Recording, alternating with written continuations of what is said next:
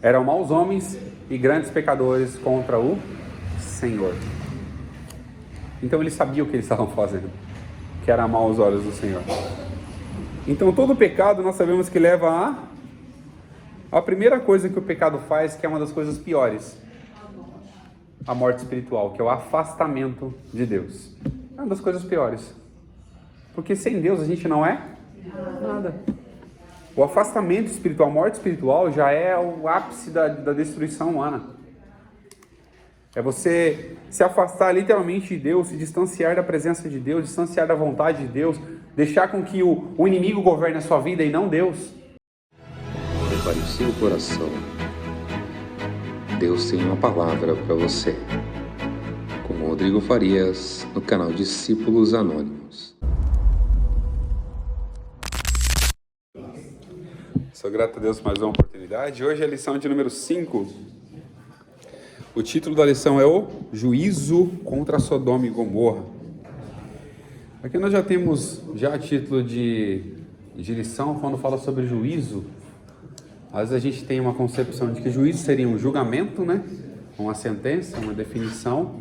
Tem amplos sentidos essa palavra, mas o juízo, quando a gente fala especificamente sobre ele, o sentido que eu acho que é bem válido é conhecimento.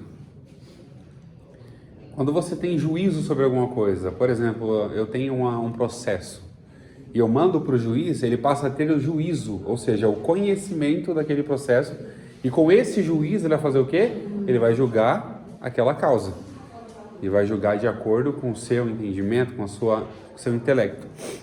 Então, o juízo contra Sodoma e Gomorra foi o juízo, o conhecimento de Deus sobre as suas obras.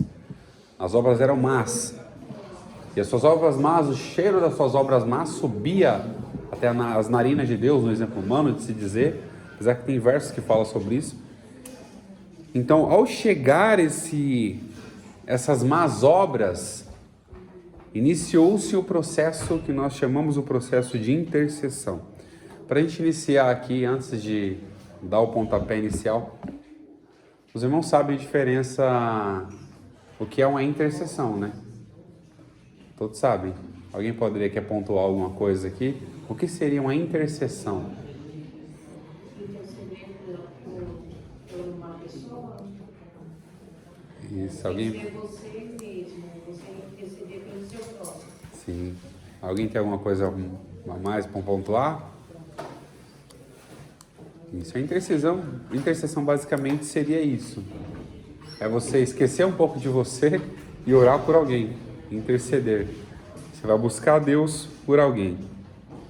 A título de introdução, nós temos aqui 3 palavras-chave que dão todo um norte para essa lição. A primeira delas, o anúncio do nascimento de Isaac. A segunda, a destruição, o anúncio da destruição de Sodoma e Gomorra. E a terceira, que é a intercessão. Então, diante de todo esse cenário, né, que nós vimos, os homens se apresentaram diante de Abraão. Agora é Abraão, não é Hebrão, né? Para não confundir mais, a partir daqui em diante vai ser Abraão, mas pode ficar tranquilo. Abraão, e teve o anúncio do nascimento de Isaac, que era o filho da promessa que Deus havia feito para Abraão. Ele falava que ele seria o pai de multidões. Deus anunciou para ele que dele faria uma grande nação. E aqui veio o anúncio principal do nascimento de Isaac, que a Sara conceberia e o nome do filho seria Isaac. Mas com esse anúncio a gente pode observar, Deus anuncia o nascimento, que é um momento de alegria, mas Deus não se esquece das injustiças que acontecem ao redor. Deus não se esquece dos problemas também que tem para resolver ao redor. E ao mesmo tempo que Deus cumpriu a promessa, fez essa promessa, né, na verdade, para Abraão, que ele seria pai, ele continuou a falar, o anjo do Senhor continuou a falar e anunciar sentença, ou seja, a destruição de Sodoma e Gomorra. E essa destruição seria algo iminente, rápido E se você tiver a oportunidade, dá uma pesquisada como está a cidade de Sodoma e Gomorra hoje. A Rafa gosta de assistir bastante Israel com Aline, que é um canal no YouTube que tem. Ela gosta de assistir. Se você vê Israel com Aline lá, como está Sodoma e Gomorra hoje, a cidade está destruída, devastada. Não nasce nada, não cresce nada, cheio de buraco, enxofre, cheio de enxofre, não nasce nenhuma planta lá. E até para se viver lá, se alguém pessoa for invadir um terreno lá, colocar alguma coisa, não vai ficar muito tempo, porque só o enxofre que tem lá faz mal. Se tiver a oportunidade, dá uma pesquisada para você ver como é que ficou a cidade de Sodoma e Gomorra. Mas com esses anúncios do nascimento, Abraão ficou feliz. Com o anúncio da destruição, incomodou o coração dele. Então aquele momento de alegria se tornou um momento de preocupação. Por quê? Porque o seu sobrinho, que eu acredito que Abraão considerava até Ló como seu filho, né?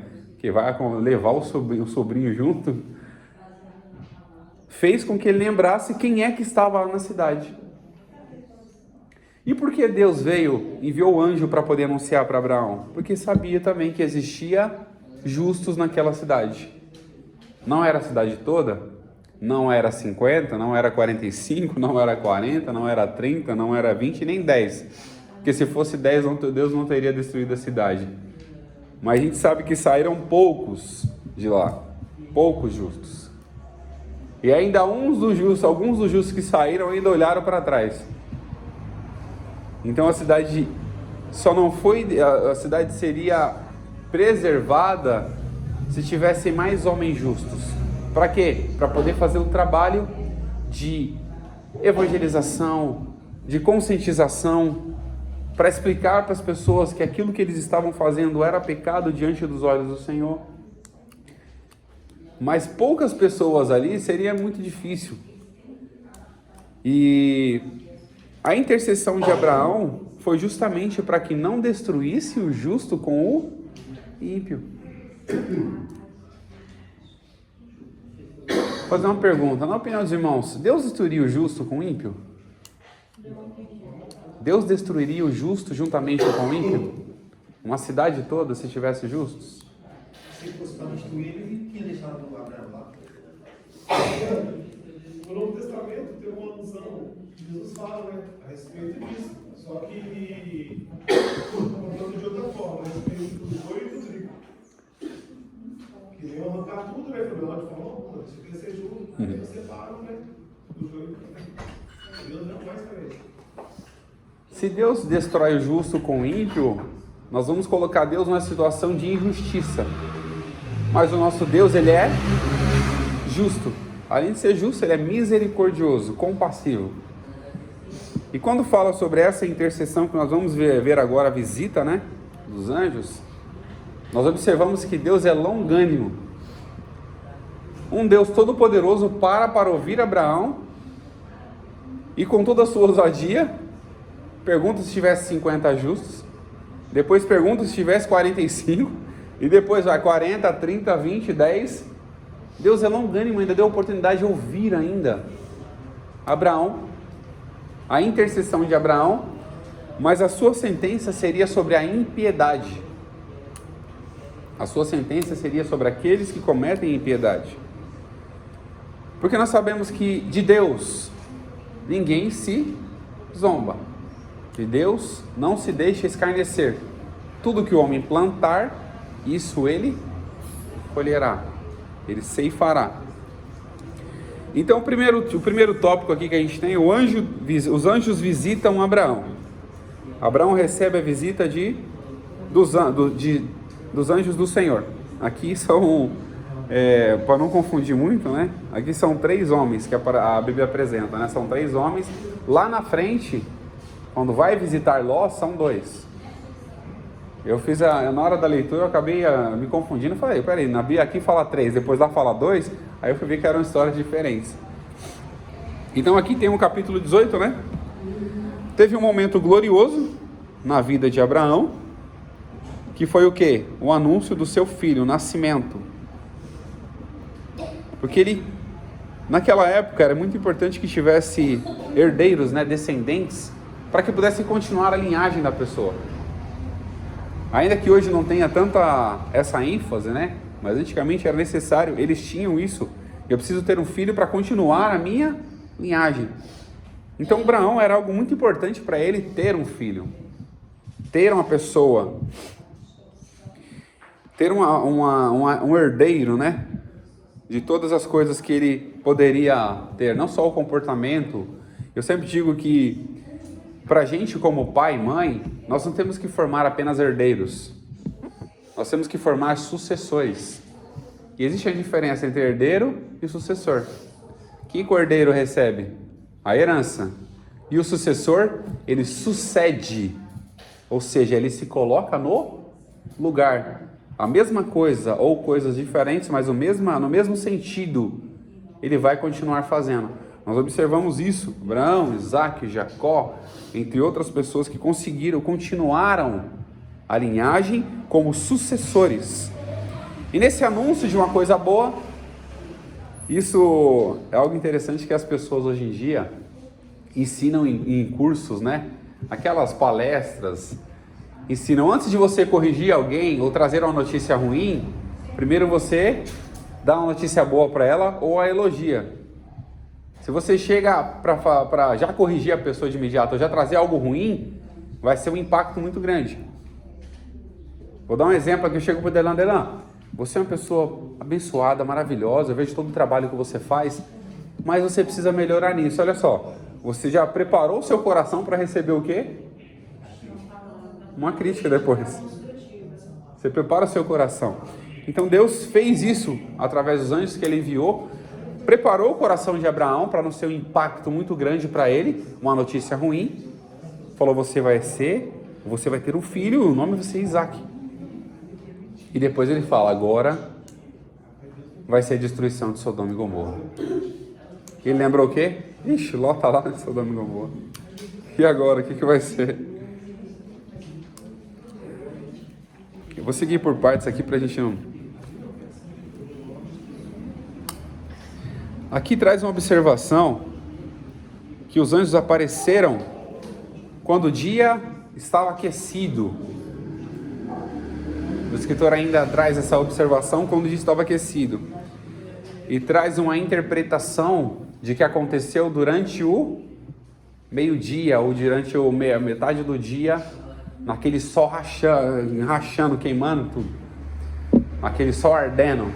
E lá nas partes áridas, o sol quando é calor demais, quando é frio demais. Então os anjos apareceram neste momento. Para quê? Para falar com Abraão. O escritor ainda deixa a observação que no Antigo Oriente que as pessoas costumavam comer e descansar justamente nesses horários, porque eram horários mais escaldantes, que cansavam mais. E aqui nós temos uma observação: o Senhor trabalha contra a nossa visão, a nossa interpretação. Para quê? Para fazer aquilo que Ele quer. Porque o tempo de Deus, a vontade dEle, ela é perfeita e agradável. Se Ele faz algo perfeito, o tempo que Ele faz, não importa se é contra a nossa vontade, ou contra a nossa condição, ou contra o clima, o que Ele faz é perfeito. Porque Ele sabe o que está fazendo. Ele sabe como está fazendo e por que está fazendo. Então esses anjos vieram nesse período, anunciaram ali que todas essas informações que nós passamos eram 3 homens que vieram ali para poder anunciar. Observa-se que eram mensageiros de Deus. 3 homens mensageiros de Deus. E o que aconteceu? Ao se apresentarem ali, houve o quê? A hospitalidade do patriarca Abraão. Ele ofereceu proteção aos visitantes, proteção e provisão aos visitantes. E aqui nós vamos para o subtópico 2, a hospitalidade. Ao chegar aqueles homens, ele pediu para que Sara amassasse pão. Ele mesmo foi lá no curral, escolheu as suas vitelas e fez o quê? Recebeu aqueles homens de forma calorosa.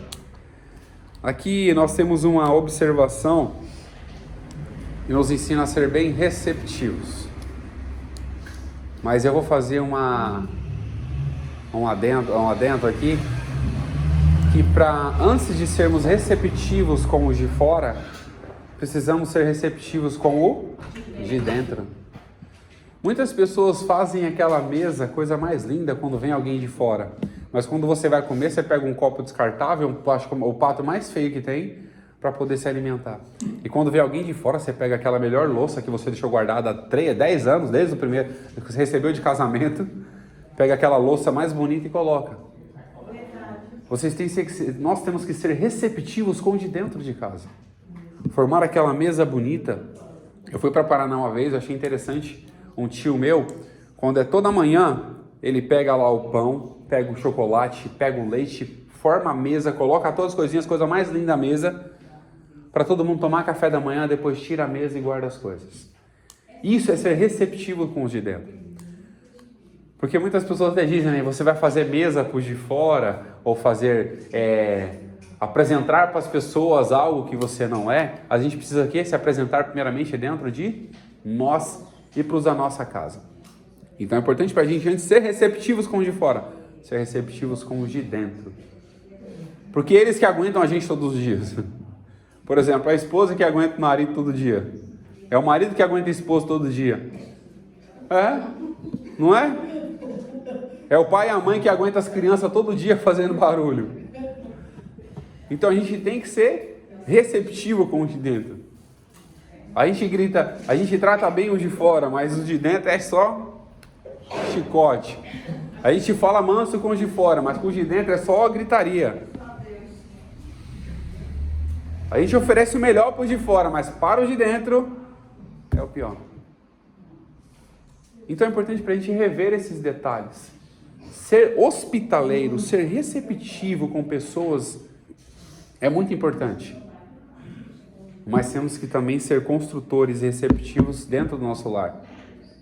Porque o nosso lar é uma extensão. Eu falo extensão só para modo de entendimento. É uma extensão da igreja. Eu sempre costumo dizer que a igreja é formada por famílias. Famílias bem estruturadas, nós teremos uma igreja bem estruturada. Famílias desestruturadas. Isso afeta todo o roteiro de uma congregação, de uma igreja. Então nós vamos ser hospitaleiros. Aqui Abraão foi lá, pegou as suas marcas, pediu para Sara fazer um pão, fez toda aquela preparação, tudo direitinho, e recebeu aqueles homens. Aqueles homens olham para Abraão e falam: onde está Sara? Sara estava lá dentro, no cantinho, escutando tudo o que estava acontecendo. Então os visitantes falaram para Abraão: eis que Sara, tua mulher, terá um filho. Essa promessa era uma continuação daquilo que Deus já havia falado para Abraão. Ele só nomeou quem seria o filho que daria, mas havia uma promessa já. E aqui no terceiro subtópico nós temos o quê? O riso de Sara.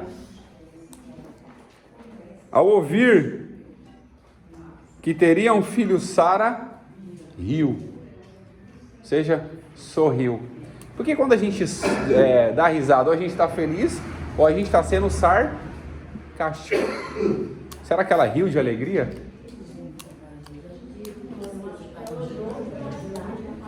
Ou ela olhou para ela, pela idade dela, por incredulidade. Ela riu, mas não foi um sorriso de alegria. Ela sorriu em forma de... até parece. Mandou risada, até parece. Mas Deus contempla todas as coisas. Deus sabe de tudo. Gênesis 8,14 fala sobre esse ponto que a gente está comentando. Ela não riu, não sorriu, ou foi sarcástica com Deus ou com os homens de Deus. Ela olhou para a situação dela. Às vezes a gente olha para a nossa situação, quando a gente tem algo da parte de Deus, Deus olha faz uma promessa para a gente. Quem é que não tem promessa? Todo mundo tem. Faz uma promessa, você vai orientar milhões de pessoas. Você fala assim, é impossível isso. Você está sorrindo ou sendo sarcástico com a situação. Não é com Deus. Porque nós sempre falamos que para Deus nada é impossível. Mas quando Deus anuncia, a gente ri da gente mesmo. Fala, eu não vou ter capacidade de fazer isso. Eu sou incapaz de fazer isso. A minha condição física não me permite fazer isso. Talvez o que deve ter passado na cabeça dela, a minha condição física não vai me permitir ser mãe. Mas para o nosso Deus não existe nada impossível, nem condição física, nem condição psicológica, nem condição espiritual, que Ele não possa fazer a obra e aquilo que Ele quer nas nossas vidas. Nada e nenhuma situação vai impedir com que Deus faça aquilo que Ele tem que fazer. O Senhor lembrou Sara. Existe alguma coisa demasiadamente difícil para Deus? Não existe nada impossível. Não existe nada demasiadamente difícil. Para a gente existem dificuldades, mas para Deus não. Nós temos limitações, mas Deus não. Nós não estamos em todos os lugares, mas Deus está. Nós não temos todo o conhecimento, mas Deus tem. Nós não somos oniscientes, onipotentes nem presentes, mas Deus é. Então, ao confiarmos a nossa vida em Deus, olhando para essa situação, nós devemos entender que, mesmo na nossa condição física, na nossa condição que nós estamos atualmente, se Deus quiser fazer, Ele pode fazer de um dia para o outro, de uma hora para outra, de um minuto para outro. Ele pode fazer. O interessante é isso até, que ele fez essa promessa, Sara casada com Abraão, lógico, né? Tem relação, lógico. E o que ele fez com Maria? Não, com Maria foi... Sem um homem tocar na mulher e de Jesus? Ela foi uma mulher de muita fé. E ia ser difícil para ela naquele momento, né? A sociedade ia apedrejar ela. Ela teve que fugir para cá, fugir para lá. Mas Deus se responsabiliza. E Ele sabe quem Ele escolhe também. Deus conhece o coração. Ele sabe que Ele escolhe. Então o Eterno conhece a gente bem. Aqui tem até uma observação, né, que o escritor deixa. O Eterno conhece a gente muito bem. E eu vou além. Ele conhece a gente melhor do que a gente mesmo. Ele conhece a gente melhor do que a gente mesmo. As nossas confusões tentam sempre atrapalhar a nossa vida espiritual, a nossa vida emocional, a nossa vida carnal, o nosso cotidiano, né? Tem que sempre atrapalhar. E Deus conhece a gente melhor do que a gente. Deus sabe os mínimos detalhes, o que Ele pode fazer, onde Ele pode mexer, o que Ele não pode mexer. Se Ele falou, se eu apertar aqui, eu sei que Ele não vai se perder lá na frente, porque é só um ajuste o modo comum de dizer, só um ajuste no parafuso, né? Uma regulagem, está com a porca solta aqui, tem que apertar. Porque Ele sabe tudo, Ele conhece a gente muito bem nos mínimos detalhes. Então, depois de ter toda essa mensagem entregue, o anúncio que Abraão seria pai, essa hospitalidade toda, aí os anjos apresentam a sentença sobre Sodoma e Gomorra. E aqui a gente vai entrar no segundo tópico.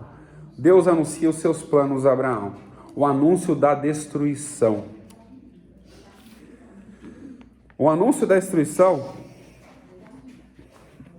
lembra das escolhas? Abraão permitiu com que Ló escolhesse.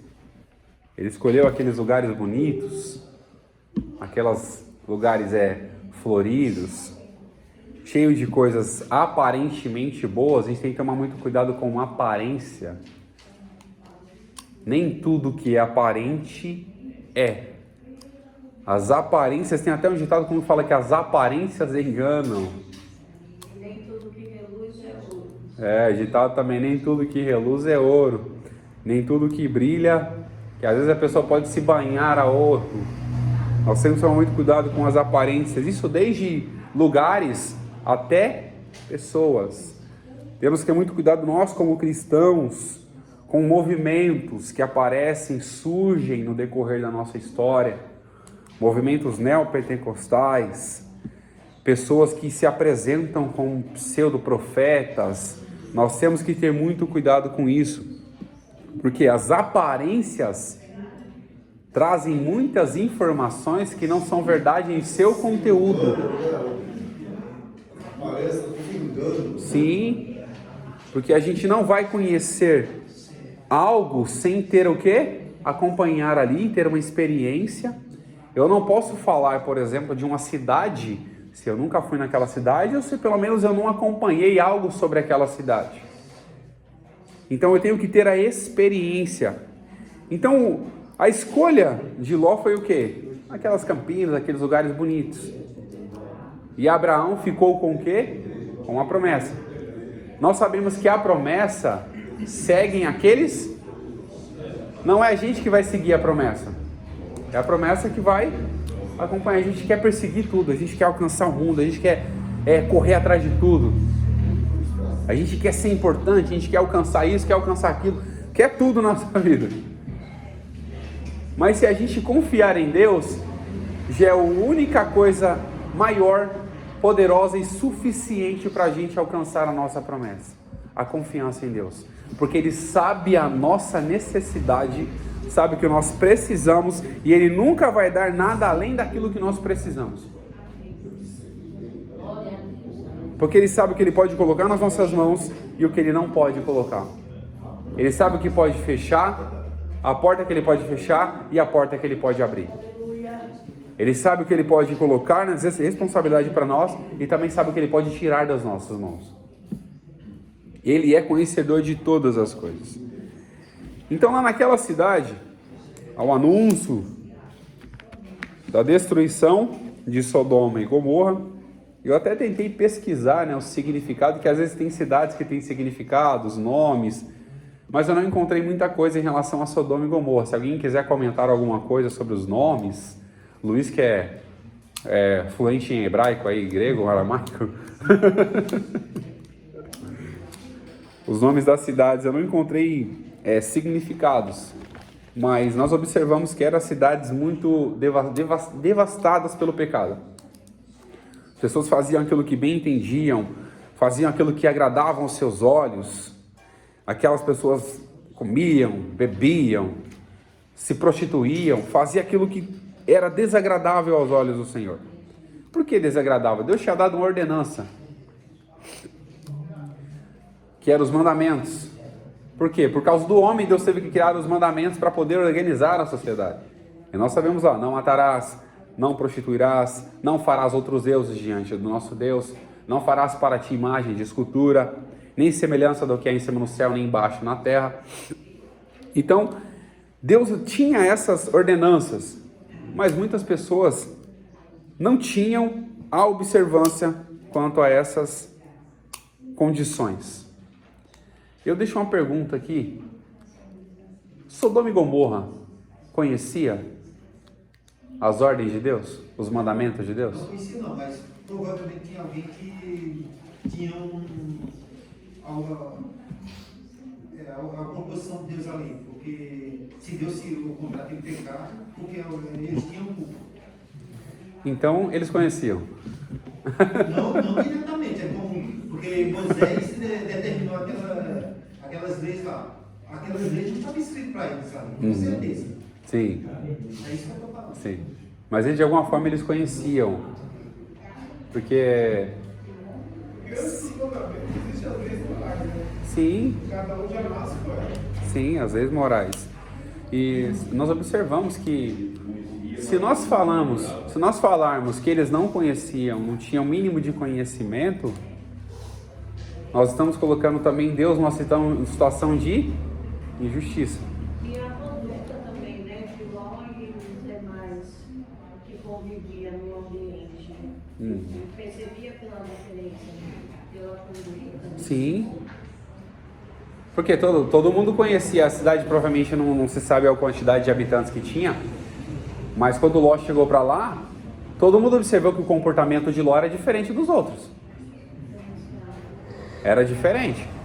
Todo mundo deve ter observado isso. Se for uma cidade pequena, ainda mais cidade de interior, que tem pouco habitante, todo mundo conhece todo mundo. Então eles sabiam que o comportamento... E eu tenho plena certeza que eles tinham conhecimento. Pelo menos o mínimo. O mínimo de moralidade eles tinham conhecimento. Ele tinha, mas ele ignorava. E eles ignoram, como o Josias, obrigado, Josias. Eles ignoram. Por exemplo, hoje, todo mundo ouve falar do Evangelho, da Bíblia, de Jesus Cristo, e muitos, por escolha própria, preferem não dar ouvido a isso. Então, você já no seu coração, já fizeram as suas escolhas. Sim. Então, tem pessoas que mesmo conhecendo a Deus, ele não dá glória a Deus. Ele prefere seguir os seus instintos, né? E nós sabemos que os instintos humanos é o quê? Concupiscência da carne, impiedade, soberba dos olhos, é tudo. Então, ao chegar para anunciar, o escritor deixa uma observação aqui. Ló não sabia que os habitantes da Sodoma e Gomorra eram maus e grandes pecadores contra o Senhor. Gênesis 13, alguém abre para mim, lê por gentileza. Gênesis capítulo 13 e o verso 13.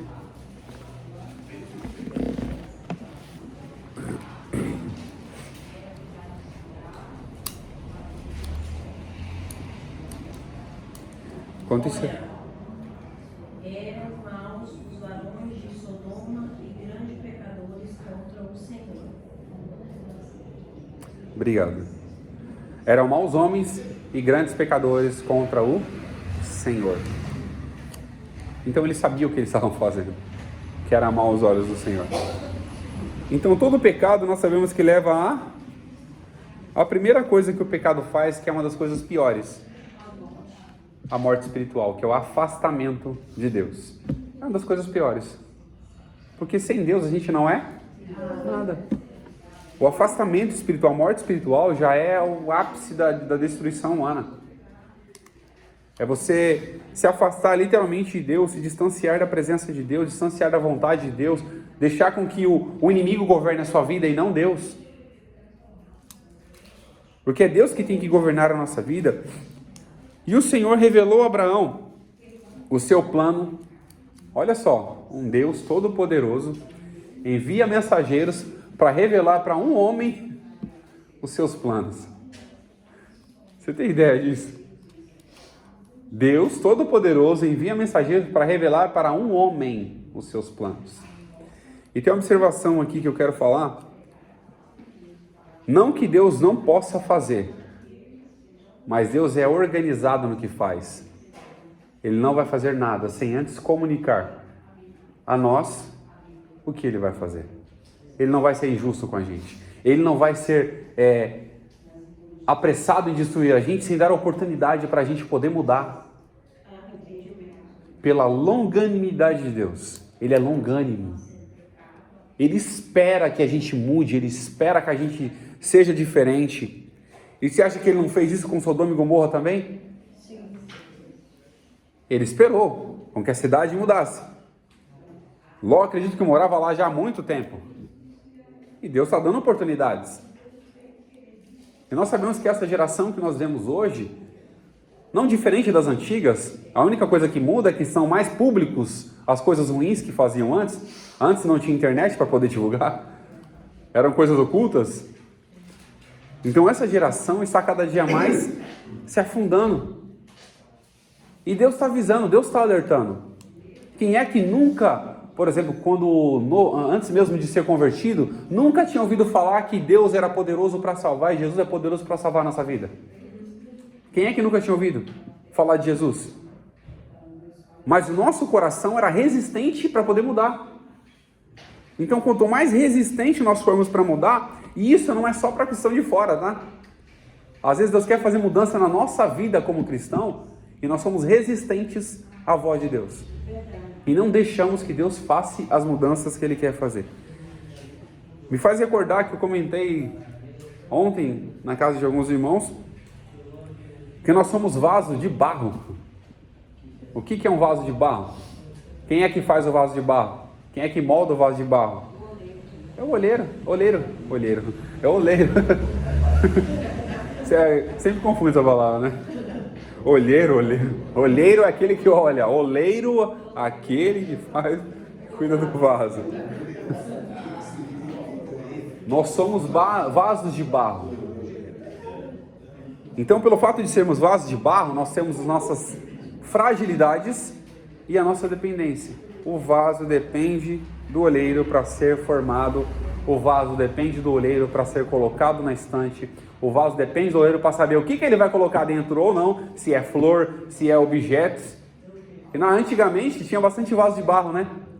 Quem lembra? Minha avó tinha bastante vaso de barro. O que ela fazia? Enchia de coisa.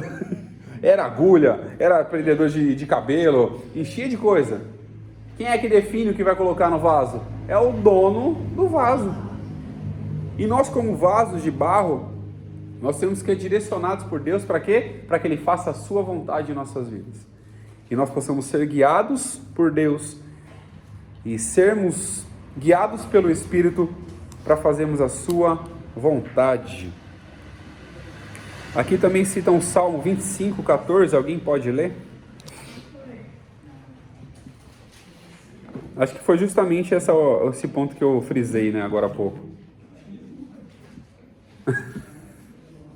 Salmos 25:14, quem encontrar pode ler? O segredo do Senhor é para os que o temem, e Ele lhes fará saber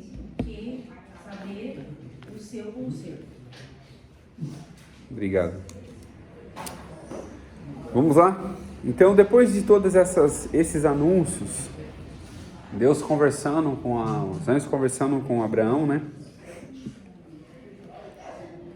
Aqui é uma observação que eu preciso ver.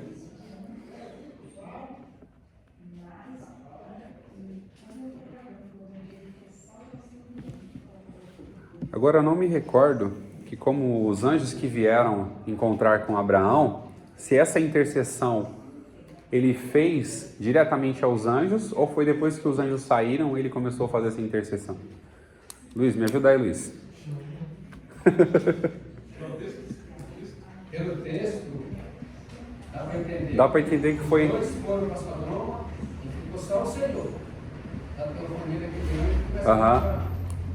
essa diálogo de intercessão. Obrigado, pastor. Porque a gente faz a leitura, né? A gente lê, estuda, daqui a pouco sempre passa alguma coisinha batida que a gente acaba não observando. É o que você perguntou ali no início.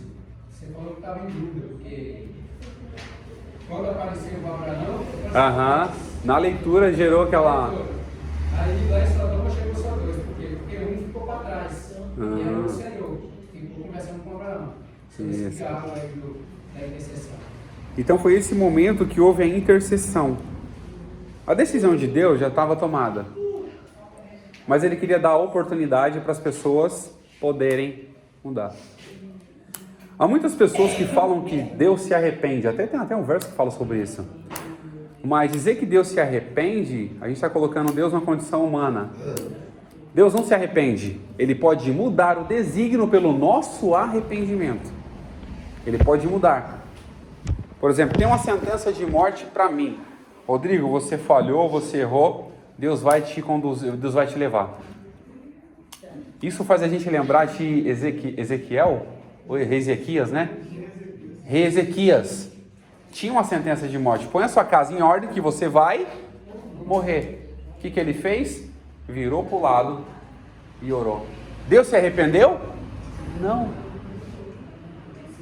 Ele se arrependeu e Deus mudou o desígnio. Porque Deus faz o que Ele quiser. Deus não está limitado a gente. Deus faz o que Ele quiser.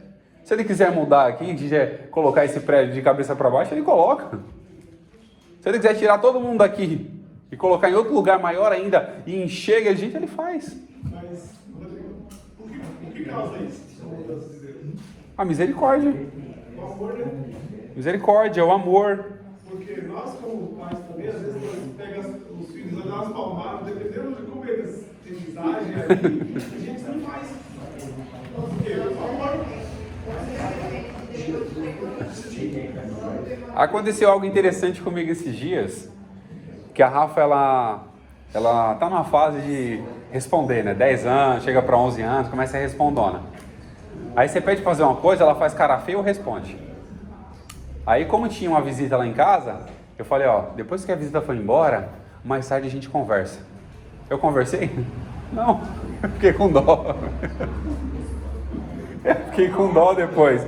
Porque, ó, só o fato de eu anunciar pra ela que eu ia conversar com ela, que eu ia corrigir ela mudou o comportamento. E a mudança de comportamento dela fez eu mudar a minha intenção do que eu ia fazer. Aquilo que eu ia fazer fez eu mudar. Assim é Deus na nossa vida. Se a gente quer viver no pecado, a gente vai estar só acumulando coisas ruins e Deus vai deixar que a destruição vai chegar uma hora ou outra. Mas quando Ele fala, ó, eu vou destruir sua vida, quando a gente muda, Ele pela sua misericórdia, pela sua bondade, pelo seu amor com a humanidade, Ele faz o quê? Muda o desígnio para poder estabelecer aquilo que Ele quer fazer. Mas assim, com o ímpio, Deus ele tem misericórdia, com o filho ele tem amor. Observação interessante. E tem até um verso que eu só não lembro de estar escrito, que as misericórdias do Senhor é a causa de não sermos... Desculpa, pastor, qual que é? Lamentação 3:22. As misericórdias do Senhor são a causa de não sermos consumidos vivos, pois as suas misericórdias não têm fim. E aproveitar a observação que foi feita aqui, que o senhor acabou de fazer, as misericórdias do Senhor contra toda a humanidade pecadora para que voltem a se arrepender, e o amor de Deus com aquele que se arrepende, o cuidado de Deus com aquele que muda, aquele que é transformado. Então, depois de todos esses anúncios, Abraão começa a interceder para a cidade de Sodoma e Gomorra. E nessa intercessão ele apresenta todas essas observações. Senhor, se lá tiver 50, você vai destruir? E Abraão fala, longe de mim que te faças tal coisa, que mates o justo com o ímpio, e que o justo seja como o ímpio, longe de ti que seja. Não faria justiça o juízo de toda a terra? Observa-se que esse texto é citado por Abraão. Pode me corrigir se eu estiver errado, tá? Na leitura a gente observa isso. Longe de ti. Ele fala para Deus, longe de ti. Abraão intercede, mas ele é ousado. Ele fala, longe de ti, Senhor. O que ele está dizendo? O Senhor é justo, o Senhor não vai agir com injustiça, né? Num diálogo mais informal. O Senhor é amor, você não vai querer destruir aquelas pessoas assim, sem dar oportunidade para elas se arrependerem. Estou já conjecturando aqui que Abraão queria realmente dizer, Senhor, o Senhor é justo, o Senhor não vai destruir aquela cidade assim do nada, né? E ele começa a interceder, Senhor, se tiver 50, Senhor, se daqueles 50 faltar 5, o Senhor ainda vai destruir? Não, Abraão, eu não vou destruir. Mas Senhor, eu me ousei a falar, se tiver 40, por amor dos 40 eu não vou destruir, por amor dos 20 eu não vou destruir, por amor dos 30, e se tiver 10? Por amor dos 10 eu não vou destruir. O que a gente observa? Não tinha nem 10 justos naquela cidade. Não tinha nem 10 justos ali para Deus poder não destruir a cidade. Quantos que saíram de lá daquela cidade? Eu acredito você que nenhum justo tinha visto. Saiu 4. Nem o Ló e sua família. Saiu só Ló, a mulher e a Sim. mulher olhando para trás, depois está só sai no mês. Eu acredito que Ló só saiu daquela cidade com a família porque Deus estava com Abraão.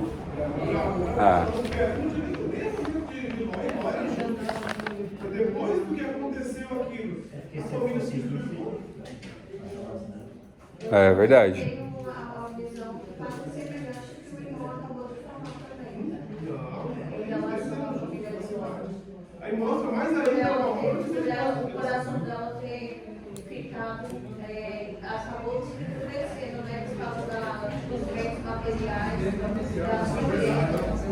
Tem um deles que não sai de lá. Saiu por... Eu entendo que... Saiu com ele, irmão. Saiu porque o homem pegou pelo braço e Imagina o anjo cegar só pro mundo lá e eles veem aquela pessoa. Esses homens. Há uma observação aqui no texto muito interessante. Pelo menos o texto relata que uma daquelas pessoas tinha temor a Deus. O texto relata que uma daquelas pessoas tinha temor a Deus. Com certeza era o Ló, né? Quando Ló, olha, pra você ter ideia, olha o que Ló fez. Os anjos chegaram na porta, aqueles homens maus vieram querendo que os anjos saíssem para poder fazer coisas horríveis. O que Ló fez? Por temor a Deus, Ló ofereceu as suas filhas no lugar daqueles homens. Isso não é temor a Deus? O temor é uma coisa. Justiça de justiça. Sim, mas isso querendo ou não, a gente... que sacrificar para a própria família, para coisa não, mas assim... É um temor a Deus, aí já é uma... É uma particularidade. Fazendo aquilo, eu livrar com dele. Porque a mesma coisa, você entra no sentido, assim, o temor é uma particularidade de cada um, eu penso assim, porque, por exemplo, igual quando Deus pediu Isaac, né? Então isso foi um temor que ele tinha um respeito por Deus e ele viu Isaac como oferta de sacrifício. Né? Sim. Então, no sentido assim, de ter oferecido a filha. Sim. E aquela questão. Vamos fazer um paralelo com o que a Carla acabou de falar aqui. Deus pediu Isaac. Abraão levou. Mas Deus realmente queria sacrificar Isaac? Ló ofereceu as filhas. Mas Deus ia permitir com que as filhas de Ló fossem levadas?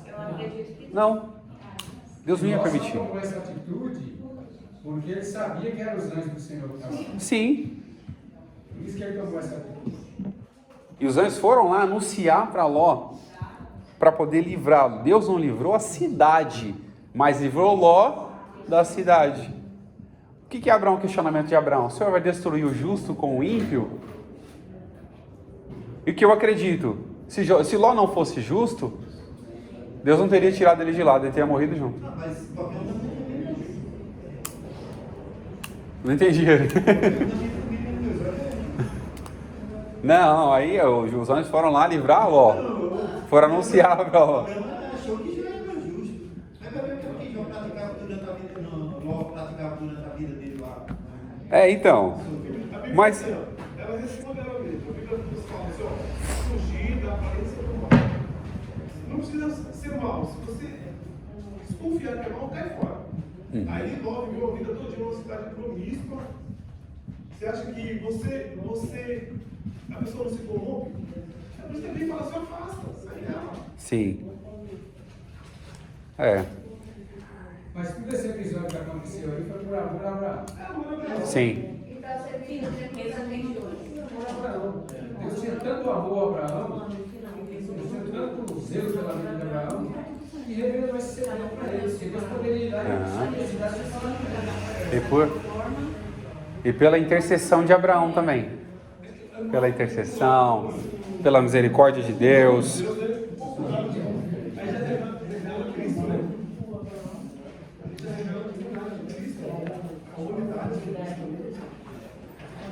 Aí depois dessas 4 pessoas que saíram, observa, Ló não ficou na cidade. Ló aproveitou a oportunidade e saiu. Ló aproveitou a oportunidade e saiu. Eu quero até ler o texto aqui, só para a gente poder... Luiz está perto aí. Esse Luiz, tá vendo? Luiz está perto aí. Gênesis 18, vamos lá. Está perguntando se Deus é justo porque a igreja é para dar uma tribulação. Ó, Luiz, aí. Você é pós-tribulacionista? O Luiz é pós-tribulacionista? Vamos lá, Gênesis 18. Vamos lá pro finalzinho. A intercessão.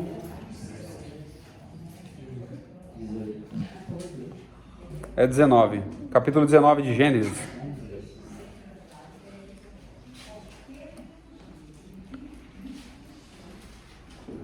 Deixa eu ver aqui o momento em que o Ló foi... Os homens daquela cidade foram cegados, né? É capítulo 19, eu estou só tentando encontrar o versículo aqui.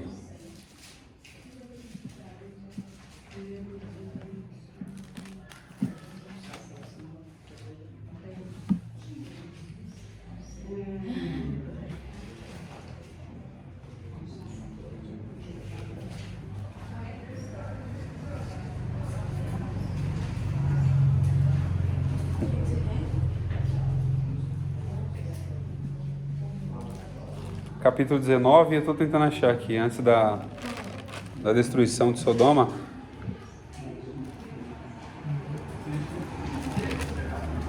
Se alguém encontrar aí, quando fala daquela parte que os anjos são cegados.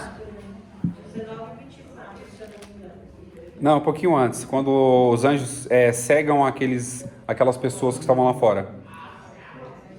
Aqui observa também que tem intercessão de Ló, tá? Gênesis capítulo 19, verso 18. Oi? Isso, 11. E feriram de cegueira os homens que estavam à porta da casa, desde o menor até o maior, de maneira que se cansaram para achar a porta. Então disseram aqueles homens a Ló: tens alguém mais aqui? Teu genro, tuas filhas e teus filhos e tuas filhas, e todos quantos nessa cidade, tira-os para fora deste lugar, porque nós vamos destruir este lugar, porque o seu clamor tem aumentado diante da face do Senhor, e o Senhor nos enviou a destruí-la. Então saiu Ló e falou aos seus genros e aos que haviam tomado as suas filhas, e disse: levantai-vos e vamos sair deste lugar, porque o Senhor há de destruir a cidade. E foi zombado pelos genros. E ao amanhecer, os anjos apertaram com Ló, dizendo: levanta-te, tome a tua mulher, as tuas filhas, que aqui estão, para que não pereças na injustiça dessa cidade. E ele, porém, demorava-se, e aqueles homens lhe pegaram pela mão, e pela mão da sua mulher e das suas filhas, e sendo-lhe o Senhor misericordioso, tiraram e puseram fora da cidade. Aqui a observação, só para a gente tirar qualquer dúvida, né? Ele foi tirado à força de lá. Ele foi tirado à força de lá. A cidade devia ser uma cidade muito, assim, próspera no sentido de dizer. As pessoas faziam coisas horríveis lá, tinham... não. Provavelmente Ló, como tinha muitos bens, muitas ovelhas, entre outras coisas, animais, né? Deve ter chegado na cidade, formado o seu curral lá, montado o seu império, de repente abandonar tudo. Diferente de Abrão, né? O Senhor falou: sai da tua terra, da tua parentela, vai para uma terra que eu vou te mostrar ainda. Aí teve que tirar Ló, porque Ló estava demorando ainda. Virou o dia, Ló estava lá descansando ainda. Falou: não, vamos dar um jeito, vamos embora. E saiu Ló, a sua esposa e seus filhos. Deus é fogo consumidor. Terceiro tópico, primeiro subtópico. Eita. Terceiro tópico, primeiro subtópico. Quase falei em grego aqui agora. Quase falei em língua aqui agora, sem querer. Deus é fogo consumidor. Deus é amor, é justiça. Deus é misericordioso, mas é fogo consumidor. Tem alguns pregadores aí: eu não acredito em um Deus que é fogo consumidor. Brinca. Vai lá. Faz o que você quer da sua vida. O povo de Sodoma e Gomorra está fazendo o que queria. Até uma hora que chegou o quê? Fogo e enxofre. Deus é amor, Ele é justiça também. Tem até um corinho, né? Pregadores de rosas, prega os espinhos também. Pregue que Deus é amor, mas é justiça também.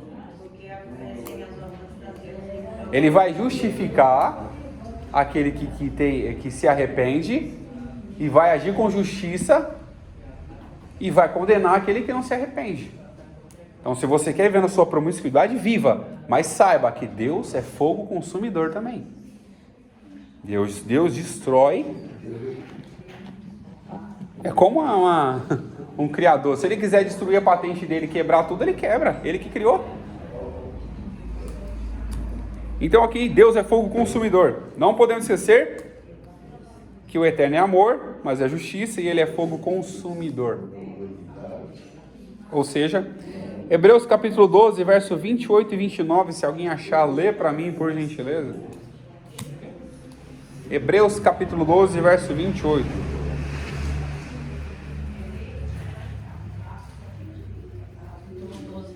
12 e 28.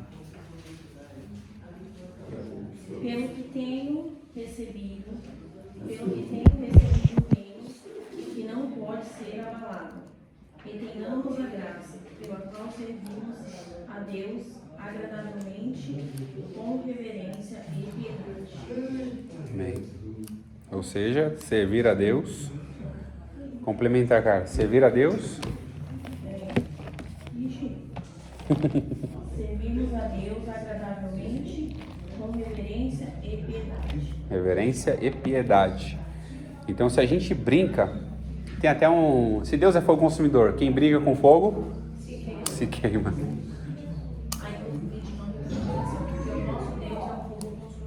O nosso Deus é um fogo consumidor. Isso é o escritor aos Hebreus. Deixa claro isso pra gente. Ou seja, depois desse anúncio, depois de tudo isso, uma catástrofe sem igual. E como eu falei, se a gente tiver a oportunidade de pegar as fotos, só pesquisa fotos, como está Sodoma e Gomorra hoje. Você vai ficar abismado como está Sodoma e Gomorra. É uma cidade abandonada. É um local abandonado. Nada sobrevive lá. Por conta do teor de enxofre que é muito alto. Isso confirma o quê? A história bíblica. Contra fatos, não há argumentos. Se a Bíblia fala, gente, já aconteceu ou vai acontecer. Toda a história que está narrada aqui nas Escrituras tiveram a sua importância histórica e aconteceram. O que vai acontecer depois tem a sua importância como revelação e vai acontecer, queira a gente ou não. Vai acontecer. O que Deus prometeu, Ele vai fazer. Ele falou que um dia, Jesus disse que um dia voltaria, Ele vai voltar. Que um dia tudo que está escrito em Apocalipse vai acontecer, vai acontecer. Se toda a história confirma que a Bíblia é uma fonte inesgotável, inenarrável de fatos e argumentos, prova que Deus inspirou os homens para poder escrevê-la. Então tudo que está escrito aqui aconteceu, e o que ainda vai acontecer, que está revelado, vai acontecer. Porque Deus não é homem para que minta, e muito menos filho do homem para que voltes a se arrepender. Vamos lá, para a gente finalizar. Depois de tudo isso, teve essa catástrofe, fogo e enxofre. Ló, sua esposa e suas duas filhas saem. Os genros de Ló não acompanharam. Se eles tivessem acompanhado, seria melhor, né? Já teria um problema mesmo, pelo menos morreria. Mas a rebeldia era tamanha que não acompanharam Ló. Gênesis 19, 15 ao 23 narra essa história. Gênesis 19 também, 14, narra que Ló alertou-os.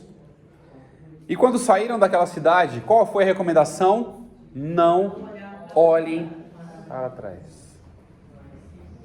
Eu não sei porque essa mulher de Ló olhou para trás. Não sei se ela queria olhar para depois contar para todo mundo o que aconteceu. Estou só conjecturando aqui. Não sei se ela queria olhar só para ver as coisas dela sendo destruídas, ou se ela estava pegada às coisas e não queria sair porque foi forçada a sair. Minha riqueza, minha coisa, minha casa. Minha vassoura, meu pano de chão, minha canja. Meu closet cheio de roupa, meus sapatos.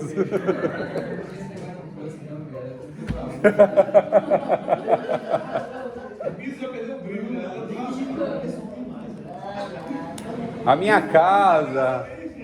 O piso da casa dela não tinha ninguém, mas ela passava vassoura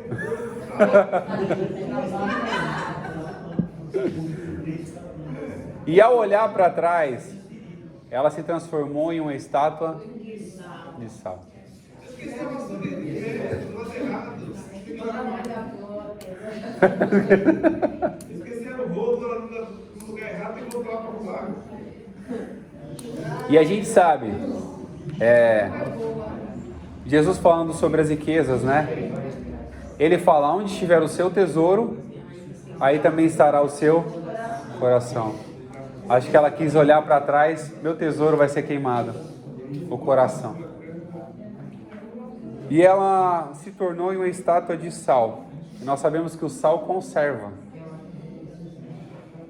E uma estátua de sal deve ser uma coisa muito difícil de... Quando ele resseca, vira aquelas pedras, né? Aí eu não sei o porquê ela se tornou uma estátua de sal. Não me pergunte. Não sei qual foi o propósito de Deus em relação a isso. Se tornar uma pessoa em sal, estátua de sal.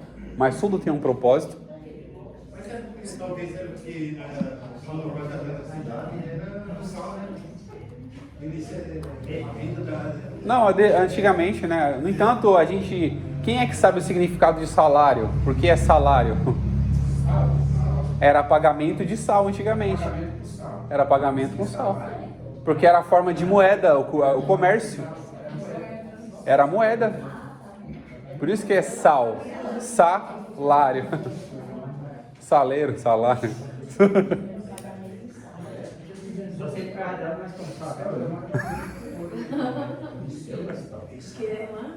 Só não pode ser refinado. Refinado faz mal.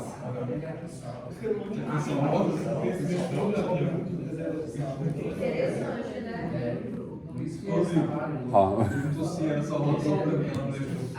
Sal do Himalaia. Gente, depois vocês pesquisam, depois vocês pesquisem na internet também. Depois vocês pesquisem na internet, se eu não me engano, existe ainda estátua até hoje. Depois dá uma pesquisada na internet. Essa estátua existe até hoje. A estátua de sal. Eu não sei como ela está conservada até hoje. Não sei como está conservada até hoje.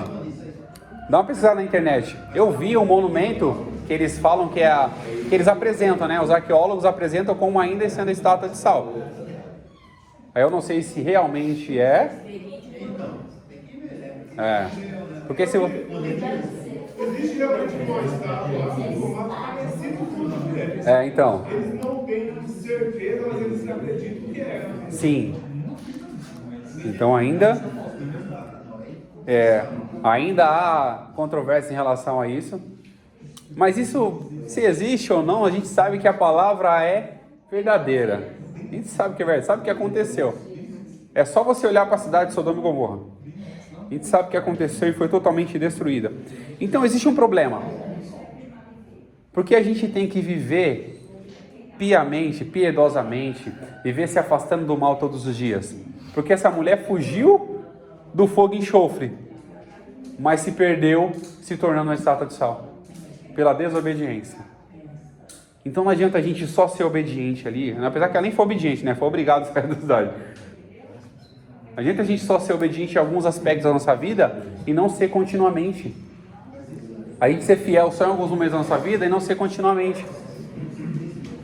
Porque ela foi livre do fogo e enxofre, mas pela desobediência à voz de Deus, que não era para olhar para trás, ela olhou, foi desobediente e se tornou uma estátua de sal. Então, com isso, para a gente finalizar, alguém tem alguma ponderação, alguma colocação, alguma dúvida? A cor da estátua. A cor da estátua? Eu acredito que seja branca, né? O sal é branco. Tem as cidades aí que produzem sal, é branco mesmo, né? Ali também é branco. A não ser que seja a não ser que o sal seja extraído do Mar Morto. Aí pode ser que mude a cor.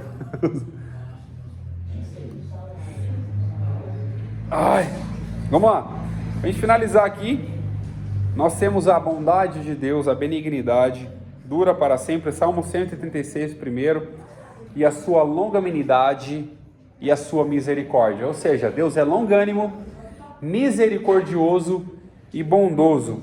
E em todo o tempo Deus vai ser bondoso com as nossas vidas. E nós precisamos entender, Deus é amor, mas é justiça. Deus é a fonte que refresca a nossa vida, mas também é fogo que consome. Nós temos que compreender isso. Porque senão vamos cair numa monotonia de achar que eu posso fazer o que eu quero porque Deus é amor. A gente está criando isso, a geração está criando isso. Deus é amor? Com certeza, mas Ele é justo no que Ele faz. Ele não vai destruir a humanidade. No entanto, esse exemplo de Sodoma e Gomorra serve para a gente. Deus não vai destruir a humanidade, o justo com o ímpio. Que antes de destruir, vai fazer o quê? A igreja vai ser arrebatada. A gente não vai entrar no mérito, né? Porque tem os pré-tribulacionistas, os pós-tribulacionistas, vamos entrar nesse mérito não. Mas a igreja vai ser arrebatada para não ser destruída. A igreja não vai ser lançada no lago de fogo e enxofre. Olha só pra ter ideia. Tem um verso que fala sobre isso, né? Se alguém lembrar aí, fala sobre será lançado no lago de fogo e enxofre. Apocalipse 20, a partir do 1.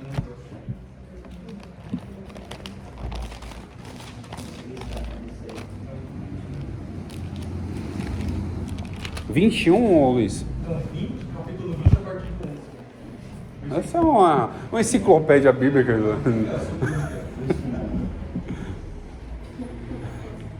Deixa eu só... Qual que é? 11? 8?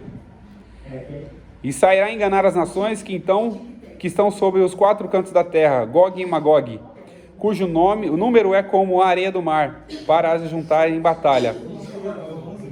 Hã? Verso 21, capítulo 21? Não, capítulo 20, verso 8. Eu tô lendo, Apocalipse 20. Capítulo 20, a partir do versículo 11, vai falar sobre o lado de fogo. 21, 8, Rodrigo. 21, 8? Mas quanto aos títulos, e aos incrédulos, e aos abomináveis, e aos homicidas, É isso mesmo. e aos feiticeiros, e aos idosos, e a todos os mentirosos, a sua parte será no lago que arde, Com fogo e enxofre. e essa segunda tantos É o capítulo 20 fala também, capítulo 20, verso 15. E aquele que não foi achado escrito no livro da vida foi lançado no lago de fogo. Aqui o 21 acrescenta, lago de fogo e enxofre. Oi. Eu estava falando com o pastor aí, Rodrigo Silva, ele lá, teólogo lá, disse que se isso acontecer, Deus era vendedor. Rodrigo Silva. E se essas coisas acontecerem aí, Deus é vendedor. Deus é justo, Deus faz o que Ele quiser. E Ele está dando oportunidade para a gente se arrepender. Aí dá um julgando Deus, né? Não, aí é uma teoria muito... Se Deus não lançar o homem no inferno, Deus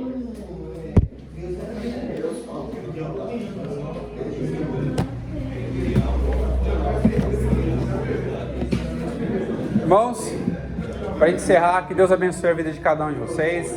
Vamos encerrar aqui já.